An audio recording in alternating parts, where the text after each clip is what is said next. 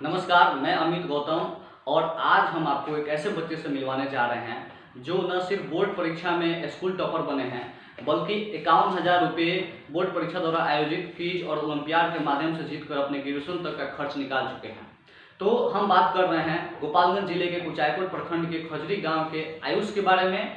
और आयुष 88% अंकों के साथ सासा मूसा हाई स्कूल के टॉपर बने हैं और साथ ही क्विज और ओलंपियाड में स्टेट लेवल में शामिल होकर पूरे क्षेत्र का नाम रोशन किया है।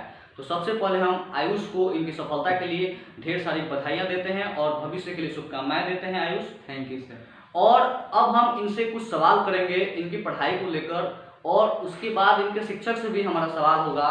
तो यह वीडियो उनके लिए एक इंस्पिरेशनल वीडियो साबित होने जा रहा है जो इस बार बोर्ड की परीक्षा देंगे। अभिभावकों के लिए भी, टीचर्स के लिए भी और स्टूडेंट्स के लिए भी, सबके देखने लायक वीडियो है ये। तो हम आयुष से पहला सवाल शुरू करते हैं कि आयुष, आपको क्या लगा था इतने नंबर आपको आ जाएंगे? जी नहीं, हम पढ़ाई जब से शुरू किए तब हम ये सोच कर नहीं पढ़े थे कि हमको नंबर कितना लाना है। मेरा फोकस ये था कि हमको अपने सारे सिलेबस को अच्छे से कंप्लीट करना है और रिवीजन करना है उसका।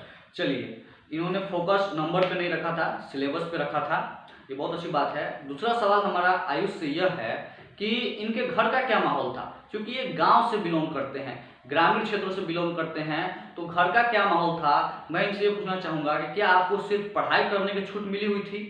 जी, मेरा परिवार एक संयुक्त परिवार है जिसमें मेरे पापा फोरमैन है पेपर मिल में और भैया ओमान में कंप्यूटर इंजीनियर है और एक भैया मेरे बाहर पढ़ाई करते हैं। और जिसके कारण मेरे घर पर कोई नहीं रहता था, जिससे हमको घर के सारे काम करते हुए स्कूल और कोचिंग जाना पड़ता था। तो ये घर पे अकेले पुरुष सदस्य थे, इन्हें खेती भी करना था। हमें पता चला इनसे वीडियो के पहले हमारी बात हुई, घर का खेती का काम करते थे, घर का सारा काम करते थे, मार्केटिंग इनके जिम्मे था। और इन सब के बावजूद इन्होंने स्कूल, कोचिंग और सेल्फ स्टडी में टाइम मैनेजमेंट किया और 88% नंबर लाए हैं गांव पे रह के, घर पे रह के। तो ये बहुत बड़ी बात है। तो अब अगला सवाल हम इनसे ये कहेंगे कि आपको काफ़ी सारे इनाम प्राप्त हुए हैं, कैसे प्राप्त हुए हैं, आप जरा उनके बारे में संक्षेप में हमें बताइए। बिहार बोर्ड के द्वारा आयोजित ओलंपियाड और क्यूज के तहत हम स्टेट लेवल तक गए, जिसमें हमको 21,000 रुपये मिले और 80% से ज़्यादा नंबर लाने के लिए बिहार बोर्ड के द्वारा 25,000 की स्कॉलरशिप और साथ ही कोचिंग की तरफ से प्रोत्साहन राशि हमको 5,000 दी जा रही है। बहुत बढ़िया, बहुत बड़ी बात है। तो अब इनसे हम थोड़ा सा एग्जाम बेस्ड क्वेश्चन पूछेंगे परीक्षा को लेकर, क्योंकि हर स्टूडेंट के मन में संशय रहता है कि हम कैसे पढ़ें, कैसे उत्तर लिखें ताकि अच्छे नंबर आएँ। उसको कंफर्म नहीं रहता है कि कैसे उत्तर लिखना है। तो इनसे हम पूछेंगे कि क्या आप परीक्षा में जो उत्तर लिखे थे, क्या वो रटी हुई चीज़ों को लिखे थे, क्या वो याद हुई पढ़ी हुई चीज़ों को लिखे थे, या उसको अपने शब्दों में ढाल कर लिखे थे उत्तर आप? चूँकि हम रट के अच्छे नंबर तो ला सकते हैं लेकिन एक टॉप नहीं कर सकते हैं, और साथ ही हम मतलब अपने शब्दों में ही सारे क्वेश्चन का आंसर अपने शब्दों में दिए और साथ ही हमने शब्द सीमा और समय सीमा का ध्यान रखते हुए सारे प्रश्नों को हल किया। जी बिल्कुल। एक बात हमेशा बताया जाता है कि उत्तर को अपने शब्दों में लिखें, उत्तर को अपने शब्दों में दें। तो इन्होंने भी वही काम किया है और आप भी रटने के प्रयास न करें, अपने शब्दों में उत्तर को ढालते हुए लिखें। अगला प्रश्न इनसे ये है कि विद्यालय में कैसे आपको, किस तरह से विद्यालय से हेल्प मिला आपको अपनी पढ़ाई के लिए? विद्यालय में हम संस्कृत उमेश सर के द्वारा पढ़े और साइंस में हमको मदद राजकिशोर सर के द्वारा मिली। बहुत बढ़िया। तो कितने घंटे आप पढ़ाई करते थे घर पे? ये मायने नहीं रखते कि हम कितने घंटे पढ़ाई करें, मायने ये रखते हैं कि हम जो भी पढ़े समझते हुए पढ़े और उसको मतलब जो भी हम पढ़ाई चालू करें उसको पूरे कॉन्सेप्ट क्लियर करने के बाद से ही हम उस विषय को रोके। Thank you. तो इनका कहना है कि क्वांटिटी ऑफ टाइम मायने नहीं रखता है, क्वालिटी ऑफ टाइम मायने रखता है। अगला सवाल यह है कि 5 विषय आप लोगों को लगभग पढ़ने पड़ते हैं मैट्रिक परीक्षा में, तो क्या प्रत्येक विषय आप रोज पढ़ते थे? जी, हम प्रत्येक विषय को रोजाना पढ़ते थे और एक टाइम टेबल के हिसाब से उसको हम अपने रोज पढ़ा करते थे। चलिए, अगला सवाल हमारा ये है कि क्या आपने कहीं किसी कोचिंग संस्था में भी पढ़ाई की थी, तैयारी की थी आपने बोर्ड परीक्षा की? जी, हम स्कूल और सेल्फ स्टडी के साथ साथ Newton study point Sasa Musa के तहत हम पढ़ाई किए थे। अच्छा, तो ये न्यूटन स्टडी पॉइंट सासा मूसा से भी परीक्षा की तैयारी किए थे, तो कोचिंग से आपको किस प्रकार से हेल्प मिला, जरा हमें ये बताइए आप। जी हाँ, कोचिंग से हमको ओपी सर के द्वारा मैथमेटिक्स मिली, और इंग्लिश राकेश सर के द्वारा, और साइंस अरविंद सर के द्वारा मिली, जिससे मतलब उनका फोकस, मतलब सब सर का फोकस कॉन्सेप्ट क्लियर करने में रहता था, ना कि ये कि मतलब क्वेश्चन को लिखा दे और बच्चा रट के मतलब एग्जाम में लिख ले। और साथ ही ओपी सर ने हमको बताया था कि हार्ड वर्क के साथ साथ स्मार्ट वर्क करना जरूरी है, और राकेश सर के द्वारा हमको ये मोटिवेशन मिला कि हम रट कर तो मतलब बोर्ड एग्जाम पास कर सकते हैं, लेकिन उसको ज़्यादा देर तक अपने दिमाग में नहीं रख सकते हैं। इसलिए आप समझते हुए जो भी पढ़े, और ये राकेश सर हमको बताए, और हमने यही किया, और जो कि हमने अब नंबर। तो आप ये बताइए, आपके गणित विषय में कितने अंक हैं आपके? जी, हमारे गणित विषय में 96 मार्क्स। 96 है। तो गणित विषय को आपने क्या आप सवाल रट कर पढ़ते थे या सवाल को अपने से सॉल्व करते हुए पढ़ते थे? जी, गणित रटने वाला विषय नहीं है, रट के तो हम गणित का क्वेश्चन सॉल्व नहीं कर पाएंगे।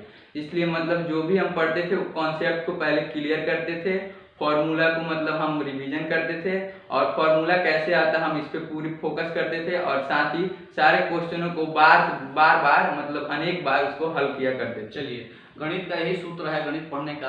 अंग्रेजी में आपके कितने नंबर हैं? अंग्रेजी में मेरे 80 नंबर। 80 नंबर हैं।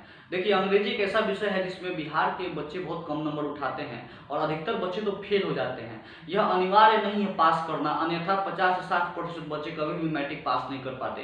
तो अंग्रेजी में इतने अच्छे नंबर आए हैं, इसके लिए राकेश सर द्वारा आपको कैसे क्या टिप्स दिया गया था? राकेश सर के द्वारा हम अंग्रेजी ऐसे पढ़ाया करते थे जैसे हमको इंटरेस्ट भी आता था, और सारे कॉन्सेप्ट वहीं क्लियर हो जाते थे, जिसके लिए हम राकेश सर को बहुत बहुत धन्यवाद बोलना चाहते हैं। चलिए, ये तो थे आयुष, और इनसे हमारी बात हुई, और अब हम बात करेंगे इनके टीचर ओपी सर से। उनके क्या विजन है, उनके क्या सोच है, और उनसे कुछ हमारा सवाल रहेगा।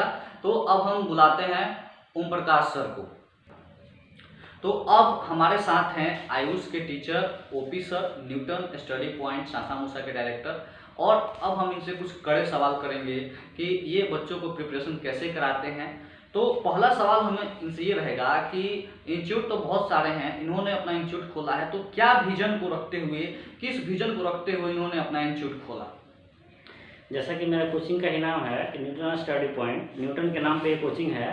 तो जैसा सभी लोग जानते हैं कि न्यूटन एक महान और बहुत ही बेहतरीन विद्वान और वैज्ञानिक था। मैं चाहता हूं कि हमारे भी देश के और समाज के क्षेत्र के बच्चे उसी की तरह उससे प्रेरणा लेते हुए उसी के जैसे बने। ठीक है, उसके लिए मैं क्या करता हूं कि बच्चों को शुरू से ही लॉजिकल पढ़ाई पे बेस देना चाहता हूं। बच्चों को आगे कॉम्पिटेटिव के लिए जो है कि देखता हूं कि इधर कोई उस तरह का व्यवस्था दिख नहीं रहा है मुझे, तो उस तरह का शुरुआत से ही चाहता हूं कि बच्चे एक अच्छा कंपटीशन लेवल का ही शुरू करें, और एक आगे जीवन जीने का एक अच्छा तरीका सीखें, और बच्चे सामाजिक, सोशल, मेंटल हर तरह से फिट बच्चे तैयार हों। जी, यानी आपका कहना यह है कि सिर्फ आप बोर्ड परीक्षा की तैयारी के लिए ही आपका इंस्टीट्यूट नहीं है, आप बच्चों को आगे के पढ़ाई के लिए, आगे के करियर के लिए भी ध्यान रखते हैं, उस तरीके से आप बच्चों को गाइड करते हैं। अगला सवाल हमारा यह है कि आप पढ़ाते हैं, तो आप पढ़ाते समय किन बातों पर जोर देते हैं, क्या विधियाँ रहती हैं? सबसे बड़ी बात है कि पढ़ाने का बहुत सा विधियाँ हैं, लेकिन सबसे बड़ी चीज़ है कि बच्चों को आप देखिए कि वो बच्चे का लेवल क्या है, उसका माइंड किस तरह का, वो समझिए, और उसके बाद से आपके पास बहुत सा मेथड है। आप बच्चे को क्या कीजिए कि खुद करने दीजिए, आप उसमें एक हेल्प कीजिए। मैं वहाँ हेल्प करता हूँ, बच्चे सारे काम करते हैं, उनको सवाल दे दिया था, यदि आप उनसे नहीं बनता है तब मेरा काम है कि उसको सॉल्व करें। बहुत ऐसे सवाल हैं जो बच्चे खुद बना लेते हैं कभी कभी। अगला सवाल हमारा यह है कि आप पढ़ा रहे हैं, आप टीचिंग कर रहे हैं, तो क्या आपने टीचिंग के लिए कोई ट्रेनिंग किया हुआ है? जी, हम लोग बीएड और डीएलएड दोनों ट्रेनिंग किए हुए हैं। तो मैं आपको बता देता हूं कि जैसा आप सब जानते हैं कि एक दीवार ही जोड़ना हो तो एक अच्छे कारीगर की ज़रूरत होती है। तो यहाँ तो जीवन बनाने की बात है, तो मैं मानता हूँ कि इसमें तो एकदम ज़रूरत है एक अच्छे टीचर की, एक अच्छे आपको सहयोग करता है कि अच्छी ज़रूरत है। इसमें आप गार्जियन और बच्चों को इस पर ध्यान देना चाहिए। चलिए, आपने बीएड और डीएलएड किया हुआ है और आपने टीचर ट्रेनिंग ली हुई है। अगला एक बहुत ही महत्वपूर्ण सवाल है हमारा इनसे कि आप क्लासरूम में जब आप बच्चों को पढ़ाते हैं तो आप ज़्यादा मेहनत करते हैं या आप बच्चों से ज़्यादा मेहनत करवाते हैं? देखिए, अगर मैं मेहनत करूँगा तो उससे बच्चों को क्या फ़ायदा मिलेगा? बच्चे को मेहनत खुद ज़्यादा करना चाहिए, बच्चे को ही खुद करे, जहाँ जो दिक्कत हो उसमें हमको हेल्प करें और उसमें हम हेल्प करते भी हैं। बच्चों को हम टारगेट देते हैं, उस बच्चे उसको पूरा करते हैं, जहाँ उनको नहीं आता है या दिक्कत होता है उन चीज़ों को हम लोग पूरा करते हैं, हेल्प कर देते हैं वहाँ पे, और बच्चे अच्छा से इजीली सीख लेते हैं, खेल खेल में सीख लेते हैं, कोई बोर्डन नहीं रहता है, और बच्चे लॉजिकली सीखते हैं किसी चीज़ को। ये नहीं कि रट लेते हैं, रटने के व्यू से पढ़ेंगे तो फिर एग्जाम पास कर लेंगे, अच्छे नंबर भी ला सकते हैं, लेकिन आगे के लाइफ में आप कंपटीशन के लेवल में जब जाएंगे तो वहाँ पे अच्छे नहीं कर सकते हैं। तो बच्चों को पढ़ाते समय बहुत सारी परेशानियां भी आपके सामने आती होंगी, और एक टीचर के रूप में आप उन चीज़ों को हल करते हैं, अपग्रेड करते हैं उन चीज़ों को।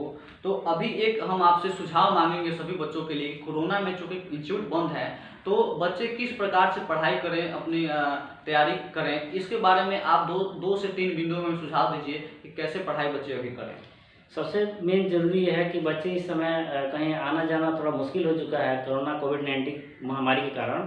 तो बच्चे ये कोशिश करें कि घर पे बैठ के जो टेक्स्ट बुक है उनका वो स्टडी करें। मैं ये बात मानता हूँ कि पूरी बात तो नहीं समझ पाएंगे, लेकिन अगर 5-10 पॉइंट है उसमें से 5 पॉइंट भी समझ लेते हैं तो 2-4-5 पॉइंट जो है वो किसी टीचर से सोशल मीडिया के द्वारा, व्हाट्सएप के द्वारा आप जो है कंसल्ट करके उसको सॉल्व कर सकते हैं। यूट्यूब का भी सहारा ले सकते हैं, कोई दिक्कत नहीं है उसमें। बिल्कुल, सर का कहना है कि ऑनलाइन माध्यम से आप बच्चे पढ़ें, यूट्यूब पर वीडियोज अवेलेबल हैं।